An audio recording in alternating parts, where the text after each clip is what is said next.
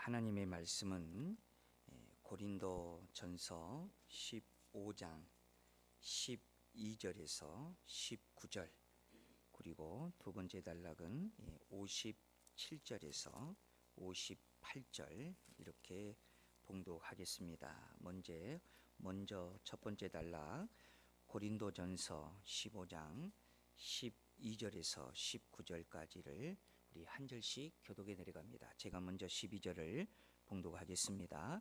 그리스도께서 죽은 자 가운데서 다시 살아나셨다 전파되었거늘 너희 중에서 어떤 사람들은 어찌하여 죽은 자 가운데서 부활이 없다 하느냐.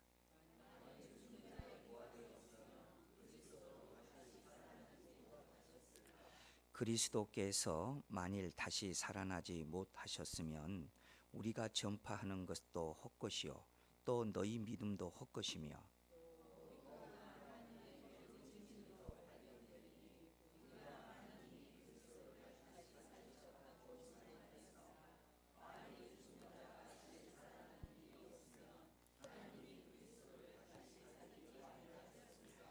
만일 죽은 자가 다시 살아나는 일이 없으면 그리스도도 다시 살아나신 일이 없었을 터이요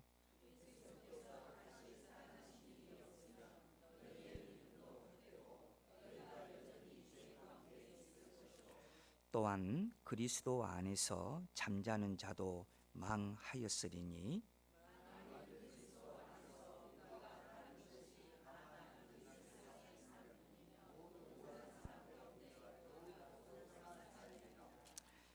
자, 두 번째 단락 57절에서 58절을 우리 한 목소리로 함께 합독합니다. 57절 58절입니다. 우리 주 예수 그리스도로 말미암아 우리에게 승리를 주시는 하나님께 감사하노니 그러므로 내 사랑하는 형제들아 견실하며 흔들리지 말고 항상 주의 일에 더욱 힘쓰는 자들이 되라. 이런 너희 수고가 주 안에서 헛되지 않은 줄 아미라. 아멘. 우리 찬양대에 찬양 있겠습니다. 아멘. 우리 하나님께 영광의 박수 올려드립니다.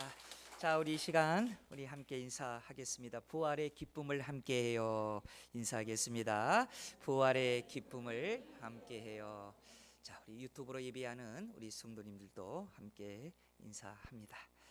자, 오늘 말씀의 제목은 부활 신앙은 우리를 바꿉니다 라는 제목을 가지고 함께 은혜를 나누고자 합니다. 참 우리가 살아가는데 어떠한 믿음을 가지고 사는 것에 따라 그 삶의 모든 것이 여러분 결정된다는 사실을 알고 계십니까? 우리 초대교회 성도들의 그 믿음의 시작을 보면 아주 그분들은 극심한 박해 가운데에 신앙생활을 했습니다. 어떤 사람들은 짐승의 밥이 되기도 했고 또 어떤 사람들은 화형을 당하기도 했습니다. 그런데 그들은요 믿음을 버리지 않았습니다. 신앙을 버리지 않았습니다. 왜 그랬을까요? 그들의 마음속에는 분명한 확신이 있기 때문에 그렇습니다. 어떤 확신입니까? 죽으면 끝이 아니다. 우리는 다시 산다. 한 순교자는 화형을 당하기 전에 이렇게 말을 했습니다. 당신들은 내 몸을 불사를 수 있지만은 내 영혼은 건드릴 수 없습니다. 나는 다시 살아날 것입니다. 여러분, 이 신앙, 이 믿음이 무엇일까요? 이것이 바로 부활의 믿음이요 부활 신앙인 것입니다. 그러니까 이러한 부활의 신앙이 있었기 때문에 그들은 무서운 고문이나 어려운 형편이나 환경을 선택한 것이 아니라 하나님만을 선택했다는 것입니다. 자, 오늘 본문 13절 서두에도 이렇게 성경은 소개하고 있죠. 뭐라고 소개하고 있습니까? 만일 죽은 자의 부활이 없으면. 사도 바울이 아주 그 문법적으로 가정법으로 이 말을 이어가거든요. 시작하거든요. 그러니까 어떤 가정법이냐면, 만일 부활이 없다면 우리의 믿음은 헛것이라는 것입니다. 우리 사는 자체도 헛것이라는 것이죠. 그런데 반대로 말하면 뭐냐? 부활이 있기 때문에 우리의 믿음은 헛되지 아니하고, 여러분 우리 아멘 할까요? 부활이 있기 때문에 여러분의 신앙생활이 헛되지 않습니다. 능력이 있다라는 거예요. 부활이 있기 때문에. 그래서 이러한 부활의 신앙은 오늘날 우리를 살아가는데, 이 하루하루를 우리가 지탱해 나가는 데에 어떻게 우리의 삶을 변화시키냐는 거예요. 이 부활의 신앙, 이 부활의 믿음. 자, 그러면 우리는 오늘 본문을 통해서 이 부활 신앙, 이 부활의 믿음이 우리를 어떻게 변화시키는지 오늘 말씀을 통해서 함께 은혜 받으시기를 주의 이름으로 축원드립니다. 첫 번째로요, 부활은 헛되는 삶을 살게 만드는 것이 아니기 때문에 진실의 자리에서 내 삶을 의미 있게 살게 한다는 겁니다. 여러분 이 말씀 이해되십니까? 진실의 자리, 그 자리에서 내 삶을 의미 있게 살게 한다. 여러분 오늘날에는 얼마나 가짜가 많은 줄 몰라요. 그래서 어느 그 배우가 이런 노래로 몇 년 전에 그 히트 쳤잖아요. 우리 젊은 사람들은 이 노래 모르겠지만 손을 여기 찔리면서 여기도 작아 저기도 작아 이런 노래가 유행할 때가 있었습니다. 세상은 작아라는 거예요. 가짜라는 거예요. 그런 가짜의 세상에서 사는 내가 여러분 어디서 행복을 찾겠습니까? 가짜에서 여러분 행복을 찾겠습니까? 그런데 우리가 진실의 자리에서 내 삶을 가짜로 살지 않고 의미 있게 살게 한다는 것이 얼마나 좋은 줄 몰라요. 이것이 바로 부활의 믿음입니다. 여러분 다시 한번 우리 성경 14절을 우리 한번 함께 합독해 볼게요. 시작. 그리스도께서 만일 다시 살아나지 못하셨으면 우리가 전파하는 것도 헛것이요 또 너희 믿음도 헛것이며. 그러니까요, 이 말씀은요 우리 신앙의 중심을 아주 분명하게 밝혀주고 있는 말씀입니다. 예수님의 부활은 단순한 신앙의 고백이나 종교적 이루로 멈추는 게 아니에요. 역사 속에 실제로 일어난 분명한 사실이라는 것입니다. 우리 예수님은 금요일 오후 3시경 십자가에서 운명하셨습니다. 그날 오후 6시가 되면 안식일이 시작이 되기 때문에 장례를 치를 수 있는 시간은 불과 몇 시간밖에 없었어요. 그래서 그 급박한 상황 속에서 아리마대에 요셉이 나섭니다. 자신을 위해 준비해 두었던 새 무덤을 예수님께 기꺼이 내놓습니다. 니고데모도 찾아와서 많은 향품으로 예수님의 시신에 정성을 다합니다. 마치 최고의 분, 왕보다도 더 귀한 그런 분을 모시듯이 향품을 바르며 경건하게 예수님의 장례를 치렀습니다. 여인들도 함께 그 일을 돕고 또 큰 돌로 무덤을 막아버려요. 그런데 생각해 보십시오. 그 자리에 있었던 사람들 중에서 예수님이 다시 살아나실 것이다 라고 기대한 사람은 한 사람도 없었습니다. 모두 다 이렇게 생각했어요. 이젠 끝났다. 예수님의 시대는 끝났다. 그런데 바로 그때 하나님께서 역사하셨습니다. 사흘째 되던 날 아침 성령의 능력으로 예수님은 죽은 자 가운데서 다시 살아나신 것입니다. 여인들이 이러한 사실들을 먼저 확인을 합니다. 빈 무덤을 보았습니다. 수의와 두건이 그대로 놓여 있는 것을 보았습니다. 제자들도 이 소식을 듣고 달려와서 확인을 합니다. 실제로 무덤은 비어 있었고 예수님의 시신은 어디에도 찾아봐도 없었습니다. 여러분, 이것은 무엇을 말해줍니까? 부활은 결코 꾸며낸 이야기가 아니라는 것입니다. 더 나아가서 부활하신 예수님은 베드로에게 나타납니다. 12제자에게 나타납니다. 야고보에게 나타납니다. 심지어 한 번에 500명이 넘는 사람들 앞에 예수님은 나타나셨습니다. 그 중에 당시에 그 500여 명의 사람들이 예수님이 부활하셨다는 산 증인이었어요. 여러분, 또 하나 중요한 사실이 있습니다. 여러분, 예수님의 부활의 소식은 먼 곳에서 전해온 이야기가 아니라 예수님이 처형당하신 바로 그 예루살렘에서 단 사흘 만에 예수님의 부활의 소식이 전파되었다는 거예요. 여러분, 그곳은 어떤 곳입니까? 예수님을 죽인 권력자들이 시퍼렇게 살아있는 곳이에요. 십자가의 피가 아직 마르지 않은 곳이에요. 제자들이 두려움에 떨어 여기저기 다 흩어지고 방 안에 숨어있는 바로 그곳이었어요. 그런데 그 살벌한 현장에서 예수님이 살아나셨다, 이 외침이 흘러나온 거예요. 여러분, 만약 그것이 사실이 아니라고 한다면 어떻게 그 살벌한 현장에서 예수님이 살아나셨다고 말할 수 있겠습니까? 여러분, 더 놀라운 것은요, 예수님이 살아나셨다는 이러한 소식이 전해들은 예루살렘이 침묵을 했다는 거예요. 여러분, 그곳에 어떤 사람들이 있습니까? 예루살렘에는 대제사장이 있었습니다.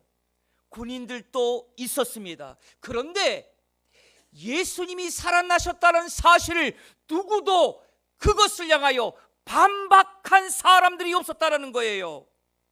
예루살렘이 조용했어요.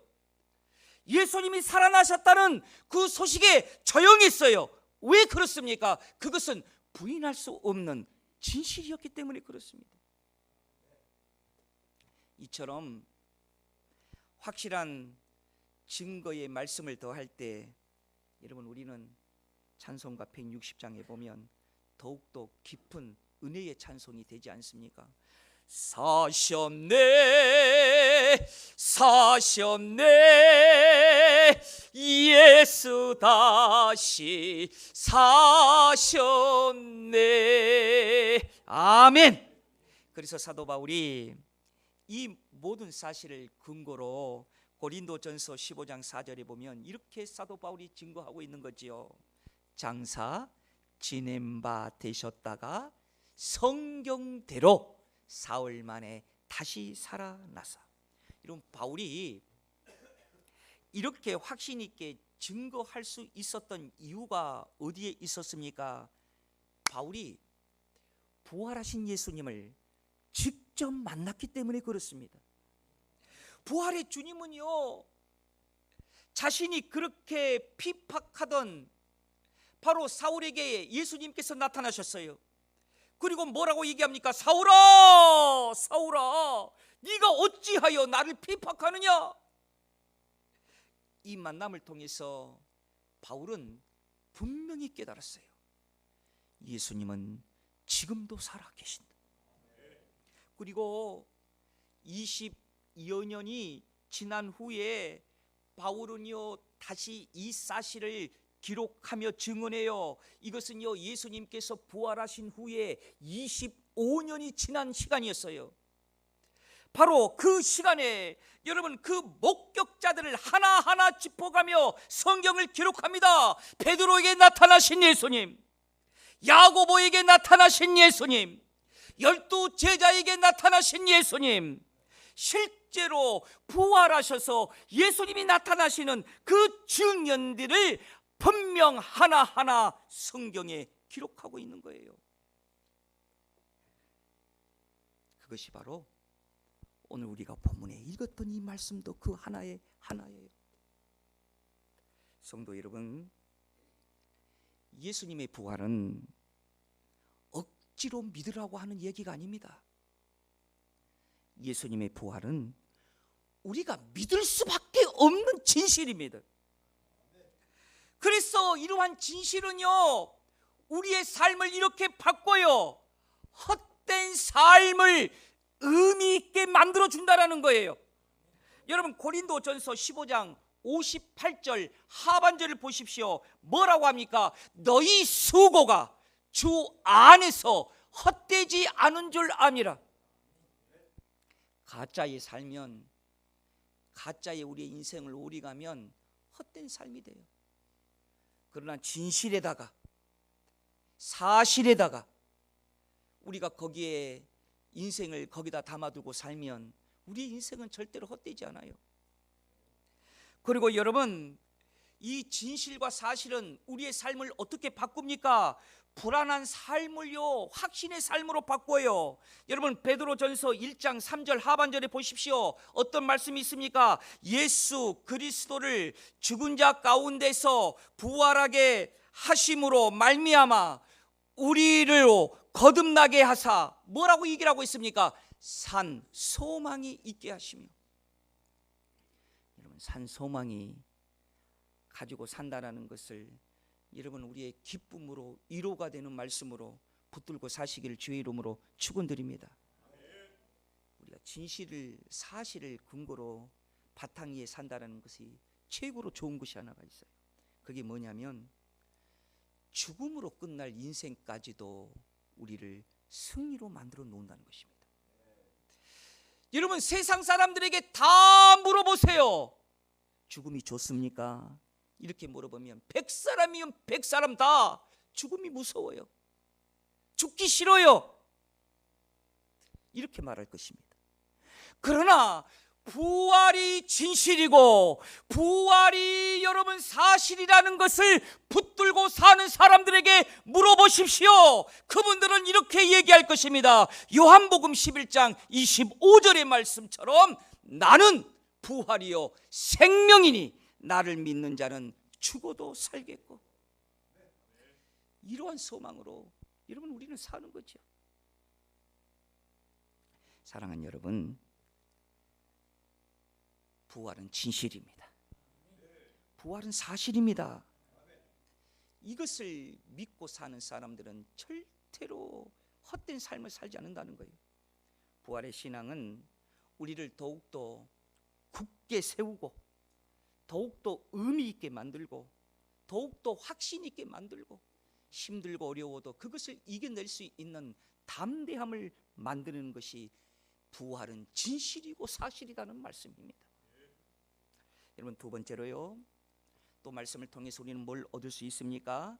그래서 예수 부활은요 세상 속에서 그래서 우리를 흔들리지 않게 한다는 거예요. 자, 오늘 본문 58절을 여러분 함께 우리 한번 합독해 보겠습니다. 58절입니다. 그러므로 내 사랑하는 형제들아 견실하며 흔들리지 말고. 자, 여기까지 한번 할게요.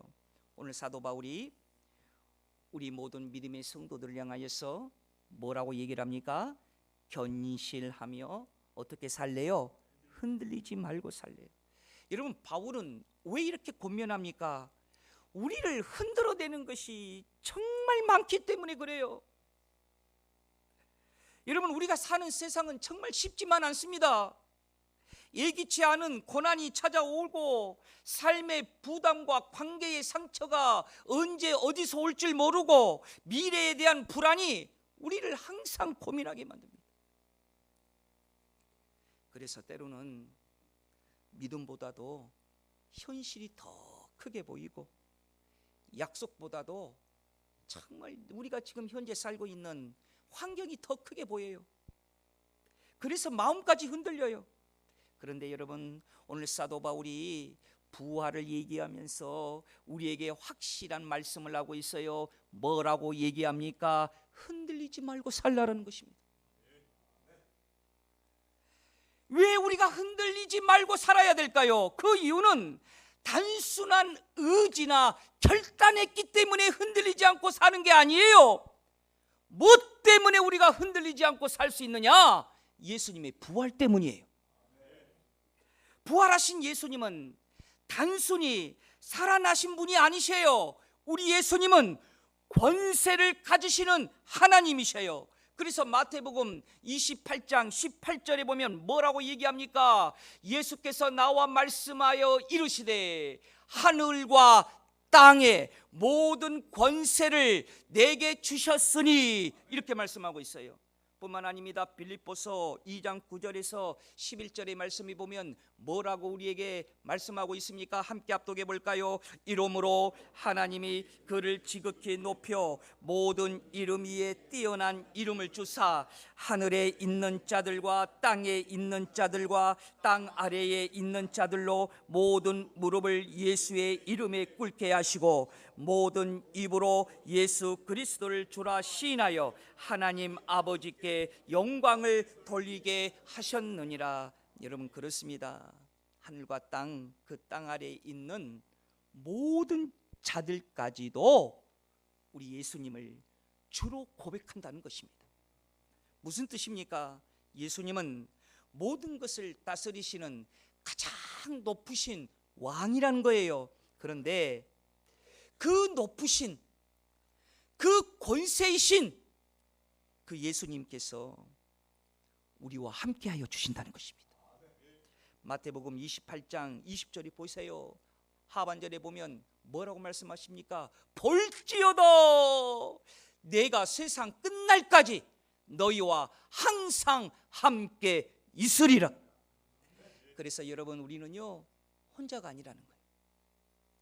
여러분, 힘들 때 혼자라고 생각하지 마십시오. 전능하신 우리 예수님이 우리와 함께하여 주십니다. 여러분, 우리의 기초가 뭔 줄 아세요? 우리의 기초는 부활하신 주님이시요, 우리의 소망은 영원한 하나님 나라에 있습니다.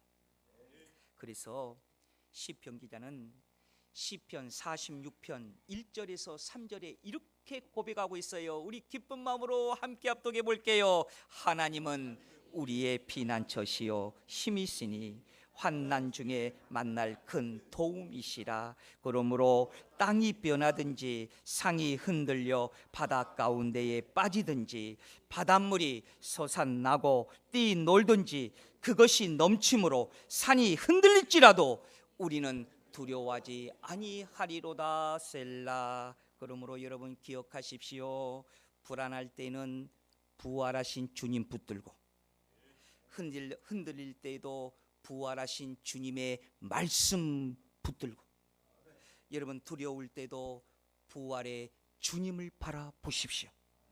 여러분, 나는 혼자가 아닙니다. 부활하신 예수님이 나와 함께하여 주십니다.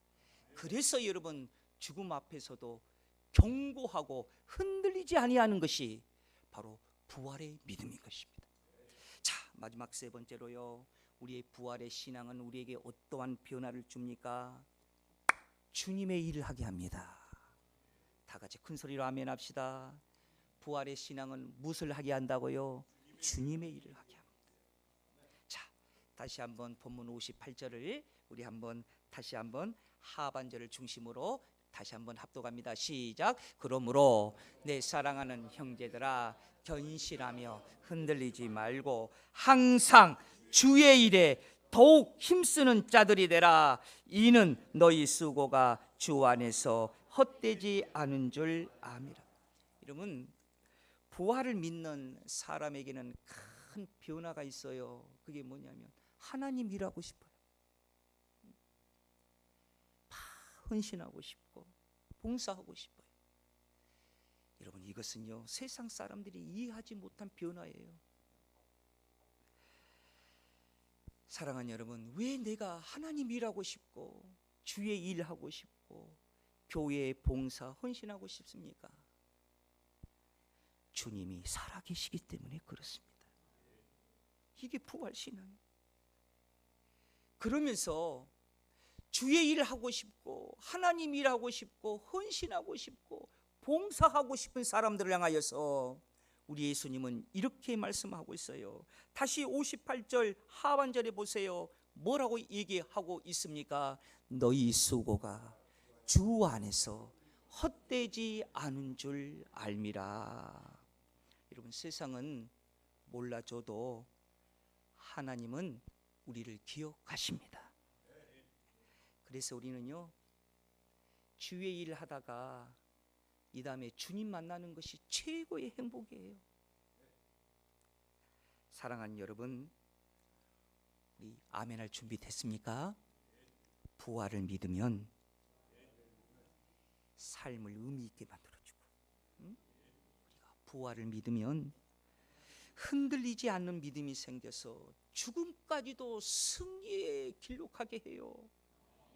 부활을 믿으면 모든 삶이 주의 일을 하고 싶어요. 그러므로 여러분, 우리 이렇게 결단합시다. 우리 한번 다 같이 따라서 하겠습니다. 나는 부활을 믿는 사람답게 살겠습니다. 시작. 나는 부활을 믿는 사람답게 살겠습니다. 우리 함께 한 번 더 합시다. 흔들리지 않겠습니다. 주의 일에 힘쓰겠습니다. 아멘. 여러분, 부활의 능력이, 오늘 이 부활의 주일, 오늘 이 기쁨이 여러분과 함께 충만히 나타나시는 오늘 주일 예배가 되시기를 우리 주의 이름으로 축원드립니다. 우리 다 같이 찬송가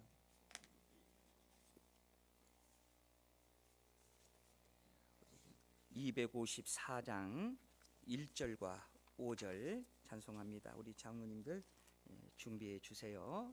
254장 1절 5절입니다.